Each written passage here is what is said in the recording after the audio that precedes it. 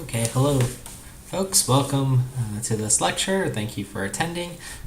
Again, I'm giving this talk and I'm probably somewhere in Seattle right now. It's probably very gray and cloudy and I'd much rather be with you, but this is the best that we can do here. So please enjoy this recording. There might be some times where I ask to stop, so please try to pause the video and it'll give you some time to think and at least have some interaction here. Okay, so let's get to it. As I promised, early in the class, there's lots of interesting textbooks in computer science. This one being the Dragon book here that talks over compilers. And compilers are one of the coolest subjects, I think, in computer systems. Really understanding them gives you a great foundation and chance to practice, algorithms, system stuff, and computer architecture. And so really is one of the core topics. And I was lucky enough to pick up one of those books from Borders bookstore, if you remember that, from many, many years ago. All right, let's get to it. Some logistics. By now, homework 3 has been released, and continue on with the readings. Continue working on your labs if you haven't finished them. Okay. So last class we worked on assembly and lab. You saw some compiler-generated assembly and wrote your hello world. Make sure you get those pushed to get. And here we are, 2 topics, compilers and linkers. So we'll sort of finish off that picture we've been looking at with our compilation toolchain. So first, some inspiration. This question was asked to our candidate of today. Any advice for the future? And she says, yes, I do have one thing. Students aren't joining our field, computer science, and I don't know why. It's just such an amazing field and it's changed the world and we're just at the beginning of the change. We have to find a way to get our excitement out to be more publicly visible. It's exciting. In the 50 years that I've been involved, the change has been astounding. And this is from Frances Allen, who is one of my favorite computer scientists here. She made major contributions to compilers, code optimization, parallelization, 3 topics I very much enjoy. She's also the first woman to win the Turing Award. That's sort of the, again, Nobel Prize in computing. It's the highest honor. And you can see a little bit more about her interview from these links here. Okay, so Frances was wonderful and made lots of great contributions. And of course, my take on her wise words, that we are in a good field and some of the fundamentals are the same after 50 years. Some things we'll look at today. So hats off to you guys for studying and being in the right place here. So let's learn some more cool stuff. Okay, so on compilers. So compilers have their hands everywhere. Well, they have to, It makes them, one of the more interesting parts to study in computer science because they, touch all the source code. And we'll also talk about the linker, which really has control over everything, but with a slightly different view. Okay, so here's our compilation pipeline, our important diagram for this class, and I want to keep investigating each step a little bit more. So first, the preprocessor, which we've kind of ignored a little bit, this very first stage. We know that it has to do with stuff that starts with the pound sign, so let's look at a little example here. So here's an example of our C code, and we're going to notice some things in the code, lines 1, 3, and 4 start with a pound sign, so they have to do with the preprocessor. And when we run this code, this is going to print our message, which is hello. Okay, those pound define symbols basically do a text substitution, and that happens during the preprocessor stage. Okay, so during the preprocessor stage, it sort of copy and paste anything that's a capital message into printf, and so on. Okay, if you actually want to see and get the output from GCC, you can do GCC-E, and that shows you this pre-processing step that takes place. Okay, so there it is. You'll notice that the line numbers are going, from 800 down. We only had 13 lines of code here. Why are they 800? Well, the preprocessor has done that copy and paste for other things. Maybe our include essentially got, pasted in there with the functions that we use. Okay, so here's an example of that. If you were to scroll up to line 496, in this particular case, there is a sort of function definition or declaration rather of the printf here. Okay, right. So all the functions that we use, we need to bring in from our include file. Okay, so there's a few hints here in this link on the preprocessor. Some other things on preprocessor, Often you want to do a sort of conditional compilation. So line 3, we have this pound-defined Unix. If that's set to 1, print a message. Otherwise, print not Unix, but hello or some other message. If you see on the right what's actually generated, it's still that printf hello because we're on a Unix system. Okay, so a lot of folks will do this to sort of control how code gets compiled for particular architectures. Okay, so kind of a neat trick there. And here are the things highlighted that actually get into our code after the pre-processing stage. Okay, something also neat is you can write macros. So macros typically expand some piece of code. So on the left, I have an example here with the debug statement. That's one macro that we've defined here, and it's going to do a substitution for x. So this is sort of acting like a function. So wherever x is, it's going to do this substitution for an expand debug out to what I see here on line 855 in our pre-processing step, which says printf calling function, and then it's going to write as a string whatever this function is in between. Okay, that's what x is, and then the hash mark x sort of treats it that way, and then the x at the very end here of line 3 puts our original message. Okay, and then on the far right, I'm looking at what this actually does, calling function printf hi, and then the output. So you can kind of do some neat debugging this way by sort of wrapping your functions in these macros. Okay, so that's sort of stage 1 with the preprocessor. Our program undergoing these transformations from libraries brought in and other conditional compilation things a user might specify. Now let's move on to stage 2, the compiler, what we're really here to talk about today. Okay, so now let's look at the stages of compiling a program. Again, you'll notice there's many of them. We're going to get a nice glance over them, but you should take the full compilers course if you're enjoying today's topic. Okay, so compiler really has 2 steps. Compiler has a front end and a back end. Okay, so what's that mean? This is the front end of the code or the compilation process, meaning its main responsibility is to take some of your C code that you've written and build an intermediate representation of that code. Okay, so something that sort of the compiler understands. Okay, so we understand the C, the compiler is going to sort of eat up that code and have it in some form that it can work with because it needs that for its second job. Okay, so it's going to be an intermediate representation, something that's not C, maybe something more flexible to work with. And then feed that intermediate representation into the back end. Okay, and the back end's job is to just generate code. That's the ones and zeros on our machine. Okay, and sometimes there's an intermediate step here. I've sort of skipped over it on optimization. You'll see it's not covered here. That's sometimes called the middle end. We're not as concerned with that today. Okay, so let's talk about the front end and sort of walk through these steps. The first called lexical analysis. Okay. So what is this? This is a process known as scanning or lexical analysis. That is that we're reading in input from our text file, right? Our source code is a text source file, and we need to process it and sort of break it into little tokens. Okay, sometimes this is called tokenization process. So if you see in this diagram, each individual character is broken up into a box, and we figure out how to make that an individual token such that the compiler can understand it, right? And it's going to take each of these tokens and say, okay, if I find an I and an F, that must be the if keyword, which is reserved here. Okay, so I'll pause and give you one moment to take a look at that. Okay, so hopefully you've taken a few seconds to pause and check out things here. And moving on. This is just another sort of example of a character string, this if, and how it's sort of broken out, and the compiler sort of associates things with if is a keyword, there's a left paren, which is a symbol, an identifier x, that's not a keyword or some other symbol, but some user made up variable here, a greater than operator, and then a floating point value.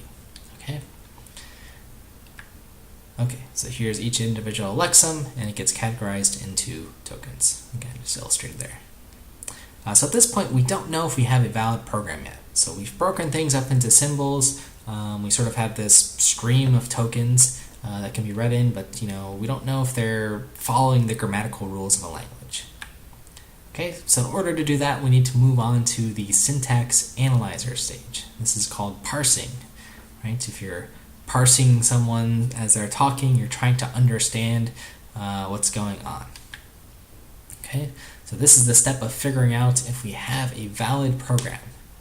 Did the user type in stuff that is legal? Did they forget a semicolon?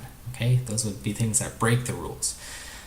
So at our stage, so our real goal is to build some sort of tree data structure. Okay, and that's something that we can use to parse to see if it fits a grammar. And to make this sort of make sense, we can look at this diagram on the bottom left that sort of is the structure of the English language. Okay, so at the top of the tree there's a sentence. It has a noun phrase at the start and a verb phrase to finish. The noun phrase can be broken up into other noun phrases which have adjectives and nouns.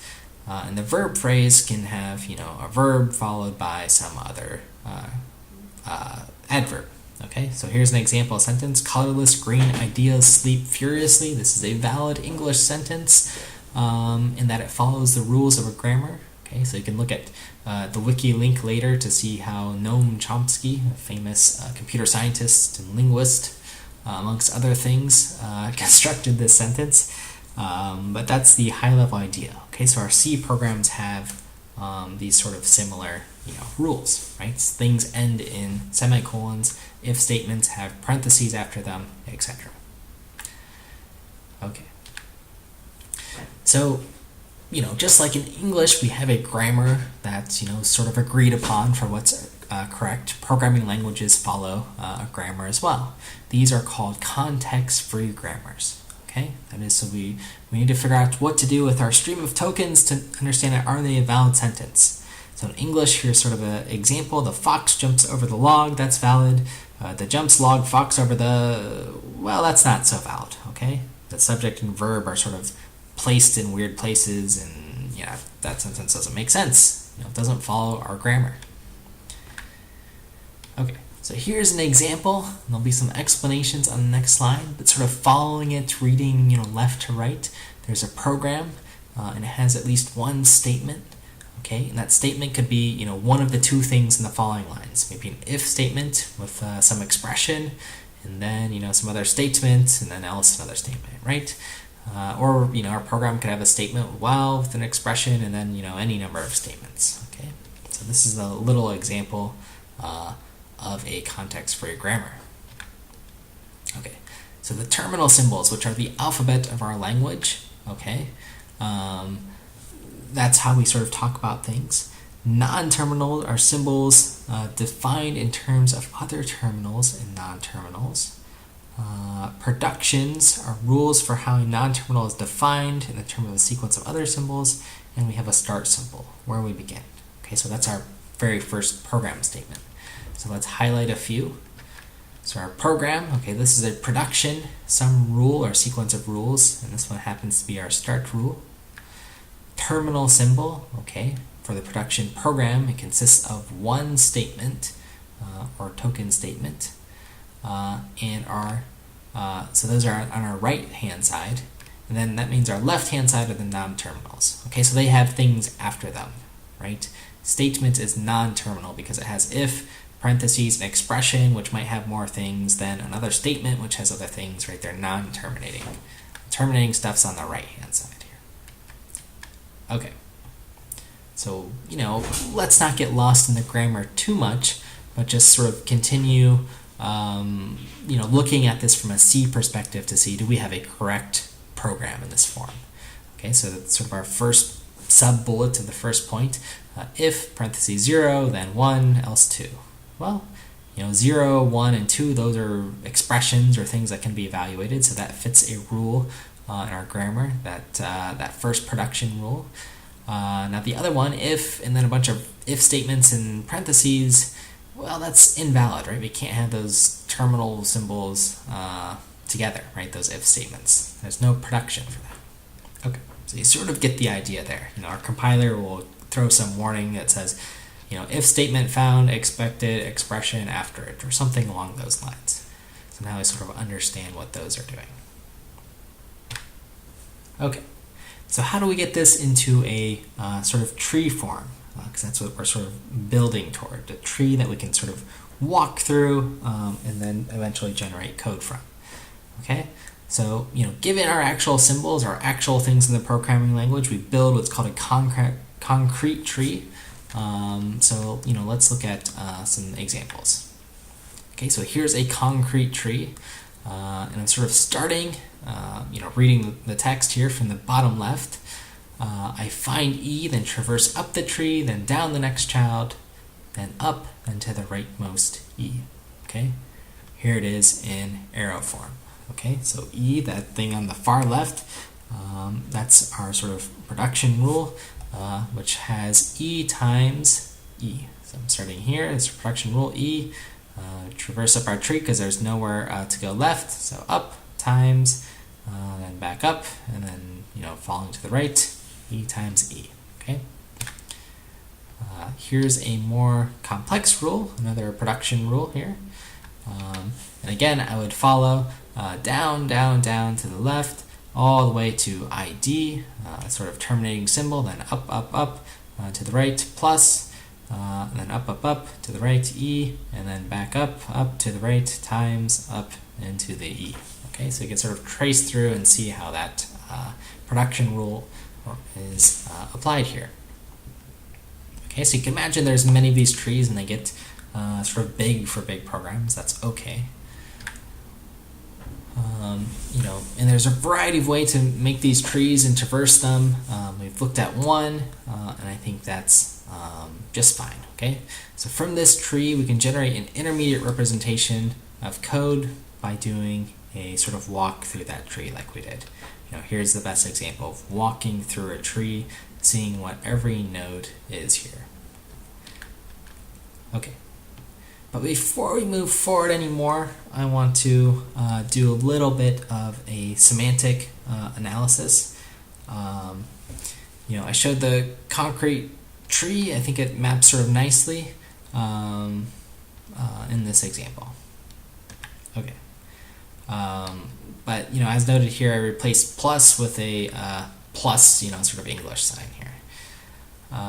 So here's another example of the abstract syntax tree where I have x equal to 1, y equals to 2, and then expression 3 times x plus y. Okay. So I'll let you stare a moment at that. See if you believe it in a program that sort of has these statements: x equals 1 followed by y equals 2, etc. That's sort of the tree form of a program. Okay, so semantic analysis. So we've looked at lexical analysis, the stream of tokens, syntax analysis, and parsing. Sort of does it make sense, and then semantic analysis. Okay, so here, this means, does the meaning, given some set of words, make sense? Okay, so sly as a fox. Okay, that makes sense to us in English. Semantics are that, there's a fox and it's very sly. It moves sort of covertly. In compilers, the definition, however, is much more strict, right? We have to sort of verify some relationship, usually a mathematical property. Okay, so 0 equals 1 doesn't make sense. I guess in case of English it doesn't make sense, but also to a compiler, right? The semantics don't fit. 0 is not equal to 1. They're separate numbers, right? Joe, the string equals 1, 2, 3, 4 also does not make sense. Okay, strings cannot equal numbers or be assigned to numbers like that. And those are examples of what we call type checking. Okay, so you might have seen some of these warnings and errors already that, type mismatch. Const char star cannot, equal int, or some, warning of that message. Okay. Now to store these relationships, so we know what, names of our symbols are and what their types are. When we're parsing, so that was our previous phase, some data structure known as a symbol table is built. Okay, and the symbol table's job is to keep track of these variables and their type information. Okay, so for example, in this one, let's take a row, m here. It's a parameter in a function. Its type is an int, and it might have other qualifiers on it. Okay, so by default, variables are something known as auto. Okay, let's look at another one. N, that's another parameter, that's an integer, and it's also a constant integer, so it can't change. Okay, and then temp is a variable. It's some Boolean value, for languages that support bools, and it has a const. And then foo at the top, that's a function. Okay, so the user defined a function named foo, and it takes an integer, two integers in fact. So that's what the x cross x cross int is, or excuse me, int x int or int crossed int, which means two integer parameters, and then the return type of a Boolean. Okay, and it's defined externally in some library. Okay, so that's a little symbol table. Here's what the column headers mean, and often the data structure for something like this is going to be a hash table, right? So if I look in the hash table for foo, that will give me the correct row in this table. It tells me, hey, it's a function that returns a bool and accepts two integers. Okay, so using the symbol table information for type checking, basically every time we're using something, some variable, some symbol, etc., this process is occurring. So I have a little example here at the bottom where int x is equal to 3.14f. So an integer is being assigned to a float. This is okay. Sometimes, there are rules for type checking, right? In this case, a float can act as an int, but it's going to get truncated. Okay?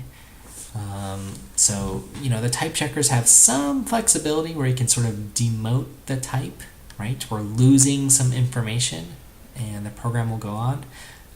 Generally, you might want to enable some warnings. Okay, -w all or -wall, capital W all will enable some of those warnings. Okay. Now, here's an example of type checking that's also done sort of during the semantic analysis phase that makes sure you're only using code that's previously been declared. Okay. So in the example code below, I'm trying to print f with x as a symbol, but it hasn't been defined. Okay, so it's making sense, making sure this happens, right? At line 5, we're checking our symbol table to see what x is, and then we're saying, hey, there's an error, x is undeclared, we can't find it in our symbol table, you have to go fix this. Okay, so that's another thing the type checkers do. Okay, so how are we going to verify types, right? Well, we have this beautiful tree that we built, and we can sort of traverse it and look up symbols, as we're traversing it, right? When we land in the box that has an X in it, look up in our symbol table what the X type is, and then see if the thing on the right side or below that equal sign is a integer. Okay, in this case, 1 is, so we're good to go. Okay, so here's an explanation of that. Okay, so to the middle point. Generation of intermediate language. Hooray, that's our goal of the front end, to get to this intermediate step. So from our tree that we've built, this abstract syntax tree, we can generate a bunch of intermediate code. Okay, so it's an intermediate representation. Okay, we know we have a valid and semantically correct program at this point. Some compilers might even skip this step, okay, and start saying, hey, we have this valid program, we've got it in a tree, let's just generate some code. And I say, why might this be a bad idea if I'm, building a compiler, and I want to sort of future-proof it? I'm going to give you guys about 5 seconds to think about this. You can pause and, think for a moment. I'm going to pause the video. Okay, what did you guys come up with? hopefully, you know, thinking about, well, what if there's multiple, you know, languages that I want to target, or multiple machine architectures? So that's why it might be a bad idea. So both GCC and the Clang compiler that we're using have an intermediate form. GCC's is, you know, a language in itself, register transfer language. Clang has something called bitcode. Okay, so you could write programs in these intermediate forms. It would be very, very painful, but you could do it.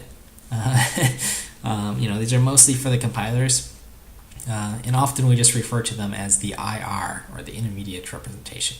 Okay, and you can view the text form, sort of debug them a little bit. Again, it's hard to write a full program in this form, but possible. Here's what it sort of looks like in Clang's form with bitcode. Okay, so it has, you know, this is sort of what a conditional statement looks like. There's some entry label at the top, a BR instruction, that's a branch, and I1, so some, you know, integer with a condition. You know, there's a label to jump to if the condition is true, and a label to jump to if the condition is false. Okay, so we can sort of read this. This is assembly looking. Again, another reason why we learned assembly. If you work in compilers, you'll need to, well, generate assembly or write intermediate code. And, you know, here's just another note on that the intermediate representation is very assembly looking. Okay.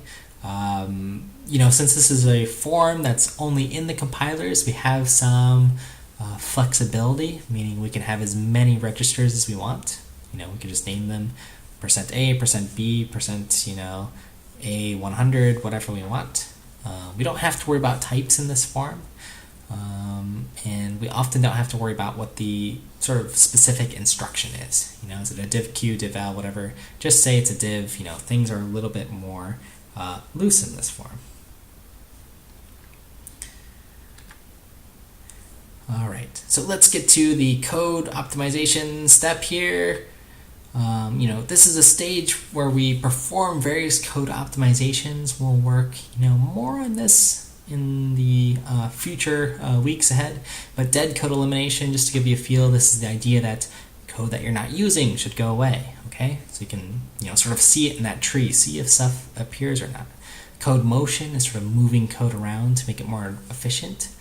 Loop unrolling is a way to unroll your loops, so you don't have to jump around your code so much. That is with a jump instruction. And again, this is done in the intermediate form. Okay, this is one of the strengths of having an intermediate representation. You know, a big takeaway: have an intermediate form that's sort of flexible and you can cleanly move stuff around. Okay. You know, the intermediate representations, if you look at the actual languages, they only have, you know, 10 to 100 or so instructions. If you remember our x86, you know, cheat sheets and the Intel manual, right? Those are, you know, hundreds of pages, okay? So this is why we abstract. Again, we abstract to make things easier on ourselves. Okay, but we will revisit these topics later on through the course, so let's just focus on the front end and the back end. Okay, so some notes on code generation.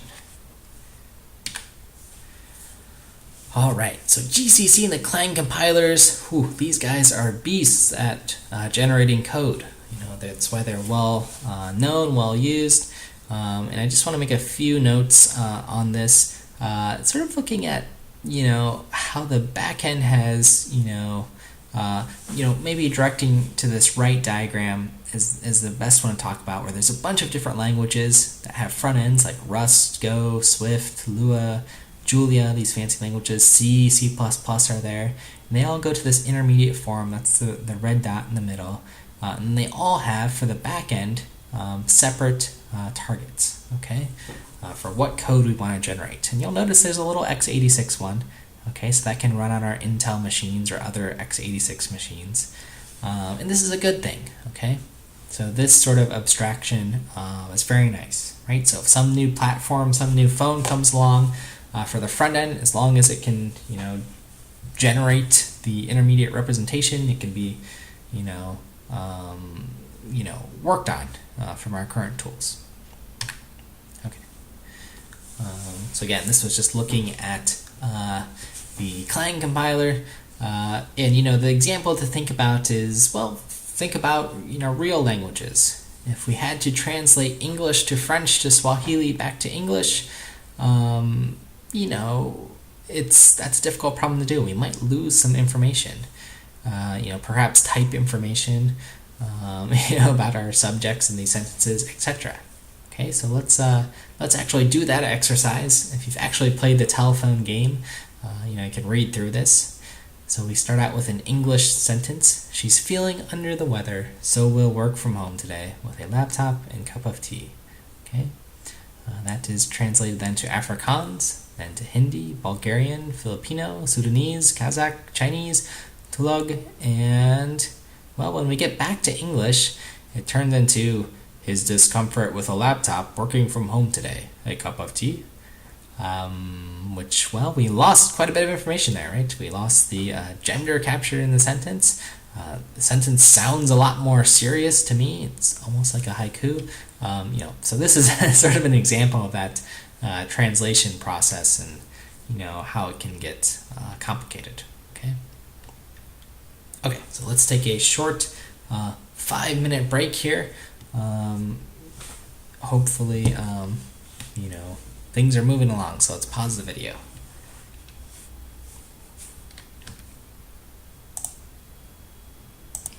Okay, hopefully you had a good break in our remaining. In class, there will be a little in-class activity at the end, so make sure you do that. So let's power on through onto the next section here. Okay. Well, really, that was for compilers, looking at the back end. That takes the RR and generates some assembly code that then gets translated, as we know, by the assembler into machine code. We're done. Okay, so the compiler's sort of done its work at this point. So, when we have our x86, we get translated and sort of good to go. And this is sort of a nice chart at the bottom that sort of shows you that translation, right? You can look at, our objdump tool is another one, but this diagram does a nice job as well. So now I want to talk about linkers, though, sort of the next topic here.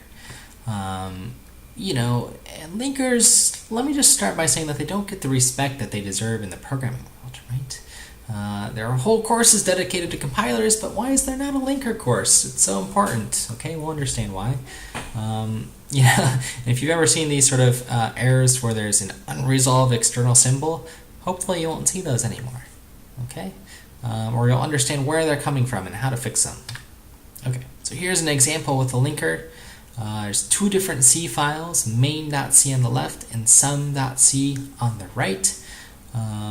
So the one on the left has this function that's been declared, but it's not defined, right? There's no body of code here doing work. That's in the sum.c file on the right. So what the linker's job is to do is to combine these two files, okay? These ones here, main.c and sum.c, and make them into one program. Okay, so we have two files, main.c and sum.c. They go through our compilers, and then after they're compiled, they have this, and go through the assembling process. We end with a main.o and a sum.o file. Okay, so these are separately compiled, relocatable object files. That means they're machine code with some symbol information, and we'll pass each of those into our linker, which sort of glues things together in the right order so we have a program. Right? So our program, again, if I look here, our main knows exactly what this sum is doing. It knows it exists, but it doesn't know what it's doing yet until we link in the sum function. Okay, so the compiler does this part and gets us our .o files, and the linker does the all-important part of gluing everything together. Okay, so another takeaway: the linker is gluing multiple object files together. Okay, so open question. I will pause for a few moments on this question. Why use a linker? What are your thoughts? And you can pause the video for this section.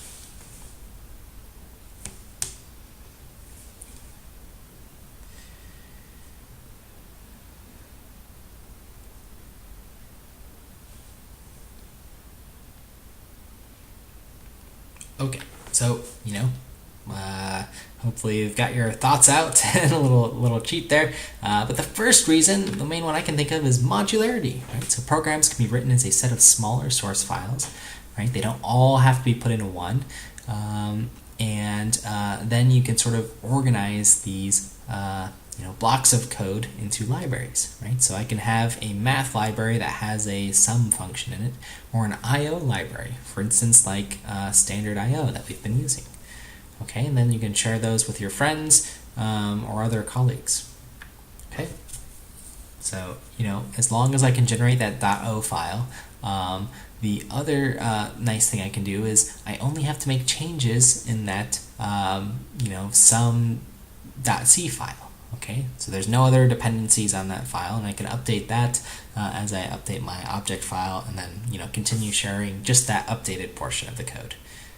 And this is true even if they're in different languages. To some extent, that can be done, right? I can write a C library and then use it in Python code. Okay. The other reason, okay, so getting to this, if I've broken stuff up into different files, I can compile them separately. Okay.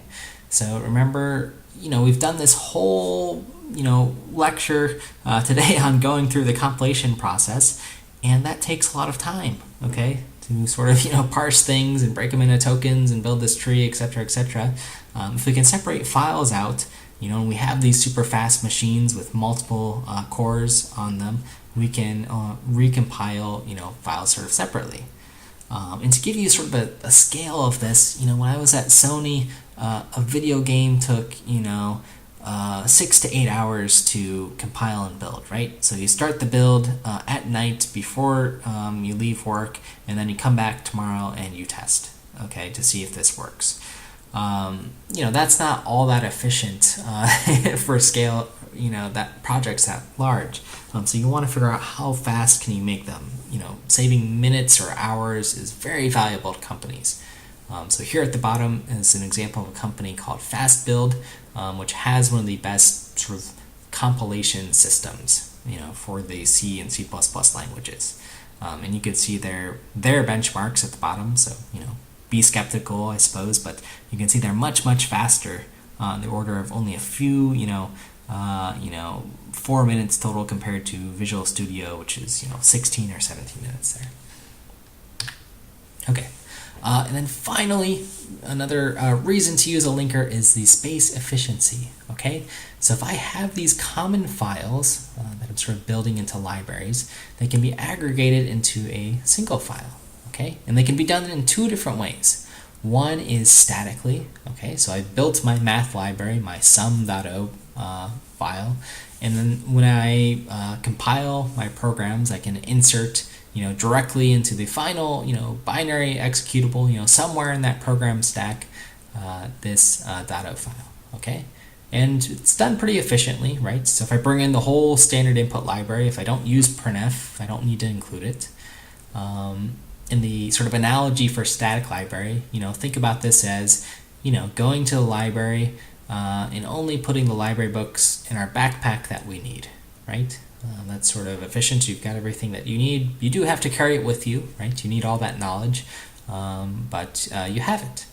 Option 2 now is dynamic linking. Okay, so you have an executable file. It contains no library code whatsoever. That means it's very lightweight. And only when the program is running does library code get executed. Okay, so it sort of is running and it encounters some function, and then it has to sort of search for where that function is and say, okay, do whatever that is. Okay, so the analogy here is, you can think of as locating and shouting to a librarian, and then the librarian telling us the answer, right? So you don't have to carry some books around. The librarian just shouts at you, and this poor librarian will have to do a lot of work in this case. But those are sort of the analogies for static and dynamic linking. Okay, so the linker has two jobs. Okay, many reasons to use it for space efficiency, time efficiency, and modularity. But what are its two jobs? The two things it must do so you can achieve those benefits. Well, if we think about what the linker is, again, from the 40,000 foot view, linker's job is to carefully glue a bunch of files together. Okay, so we've looked at one example of that. So how does it do this? Well, job number 1 is to do symbol resolution. Okay, so the primary task is this symbol resolution idea. That symbol definitions, they're stored in this symbol table. Okay, so we have this information, about foo and these other variables named m and n and temp, which are parameters. And when the linker runs, it has to do this symbol resolution stage. Okay, so why does it have to when it's gluing all these files together? I'll give you a moment to think about it. And with the question, when the linker runs, there's a symbol resolution stage in which only one symbol can be found. Why only one? The answer, well, more than one symbol results in ambiguity, right? The linker will get confused. It won't know who to choose if there's 2 symbols named foo.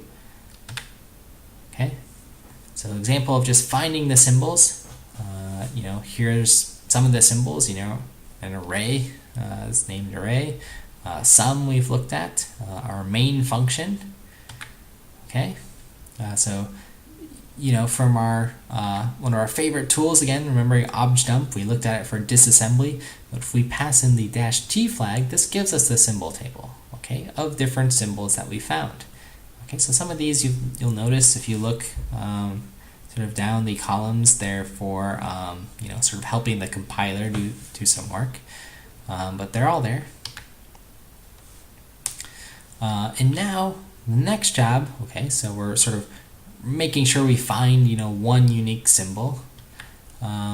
The second job is relocation. Okay, so the linker is not a compiler, but its job is to sort of fill in the blanks and glue things together to make sure they can be run. Okay, so this sometimes involves relocating symbols from their relative location, so where they are in some object file, to their final location. Remember, everything's getting glued together. And these symbols could be anywhere in memory, right? They're in different files, but we want to replace them correctly for our final executable. Okay, so here's an example here. On the left, I have a stir copy function, and on the right, a stir len function. And we might, use both of these. So stir copy copies a string. Stir len computes the length of a string. It's very feasible we'd use both of these, separate functions in the same program. So we're going to come down and merge them, and you see sort of towards the middle where stir copy is and stir len. And if you look carefully at the addresses, you can see, above they both go from 000 to 0010.